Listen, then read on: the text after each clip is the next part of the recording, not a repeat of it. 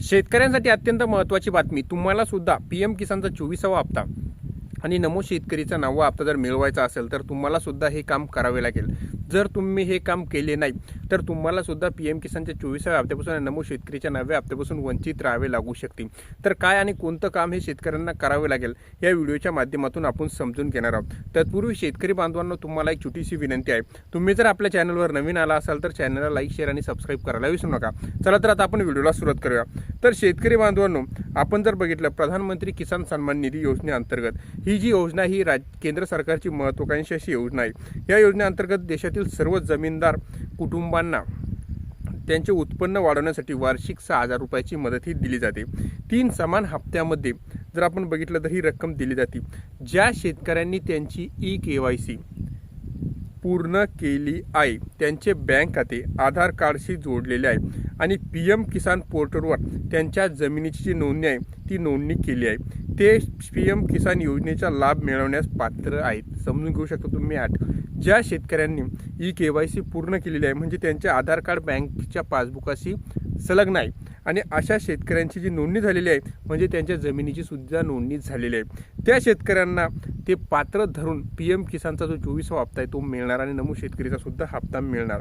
त्याचबरोबर जर आपण बघितलं तर ज्या शेतकऱ्यांनी ई-केवायसी पूर्ण केलेली नाही, त्याचबरोबर जर आपण बघितलं तर त्यांना तात्काळ ई-केवायसी पूर्ण करणे गरजेचे आहे, अन्यथा त्यांना लाभ सुद्धा मिळणार नाही। बरं, 24वा हप्ता कधी मिळेल आता आपण ते समजून घेऊया। तर पीएम किसान योजनेअंतर्गत 24वा जो हप्ता आहे तो ऑक्टोबर 2026 मध्ये दिला जाण्याची दाट शक्यता आहे। आपण जर बघितलं साधारणपणे दर 4 महिन्यांनी पीएम किसानचा हप्ता हा जमा होत असतो आणि तो 2,000 रुपये असा जमा होत असतो। जर शेवटचा हप्ता जर आपण बघितला तर 20 जून 2026 रोजी शेतकऱ्यांच्या खात्यामध्ये जमा करण्यात आलेला होता। बरं, पीएम किसानच्या लाभार्थ्यांची स्थिती आता कशी आणि कुठे चेक करायची ते एकदा आपण समजून घेऊया। अधिकृत पीएम किसान वेबसाईटला आपण भेट द्यायची, त्यामध्ये लाभार्थी स्थिती म्हणजे बेनिफिशरी स्टेटस पेजवर जायचं, लाभार्थी स्थिती क्लिक करा, तुमचा आधार क्रमांक किंवा खाते क्रमांक तिथे टाका, डेटा मिळवा वर म्हणजे गेट डेटावर क्लिक करा, लाभार्थी स्थिती तपासा, पेमेंट स्थिती सुद्धा तपासा।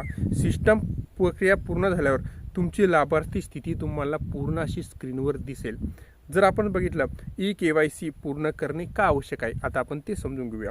पीएम किसान योजनेचा लाभ कोणत्याही मध्यस्थीशिवाय थेट योग्य लाभार्थ्यांच्या आधार लिंक बँक खात्यामध्ये डायरेक्ट पोहोचते, याची खात्री करण्यासाठी ई-केवायसी आवश्यक आहे।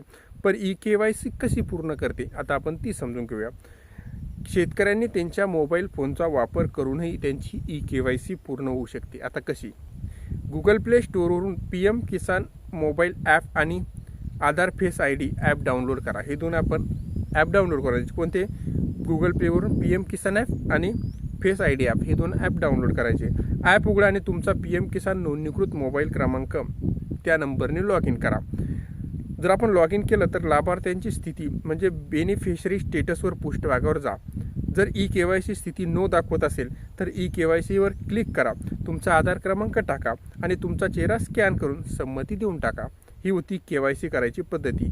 पीएम किसानसाठी ई-केवायसी पद्धती आता कशा पद्धतीची आहे? OTP आधारित सुद्धा ई-केवायसी तुम्ही करू शकता, म्हणजे पीएम किसान पोर्टल आणि मोबाईल नंबर उपलब्ध असेल तर।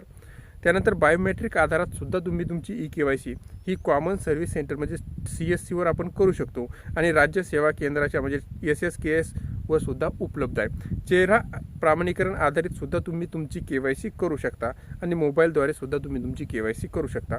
कोणता शेतकरी पात्र नाही?